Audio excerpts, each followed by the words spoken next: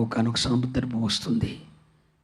13వ ఏట శ్రమల ప్రారంభమైని 30వ ఏట వరకు మరుగ్గా ఉన్నాడు. ఎవరు? యోసేపు. కానీ 30వ ఏట వెలుగులోకి వచ్చాడు. కృప ఏంటో తెలుసా? 120 సంవత్సరాలు బతికాడు. మొత్తం 80 సంవత్సరాలు సింహాసనం మీదే ఉన్నాడు.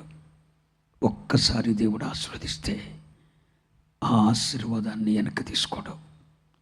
ఒక్కసారి దేవుడు ఆశీర్వదిస్తే, ఒక్కసారి నిన్ను ప్రేమించి కిరీటాన్ని నీ మీద పెడితే, నీ కిరీటము నీ మీదే ఉండి తేజరిల్లాలని కోరుకునే దేవుడు నేను ప్రకటిస్తున్న ప్రభువైన యేసుక్రీస్తు. 30వ ఏట కొండ మీద పట్టణంగా వెలుగులోకి తెచ్చాడండి యోసేపుని. 120వ ఏట వరకు కూడా కొండ మీద ఉన్న పట్టణము వలె అంత తన అభివృద్ధిని అందరూ తేటగా చూడగలిగే విధంగా అంతకంతకు అతని కిరీటం తేజరిల్లింది తప్ప పాడవలేదు.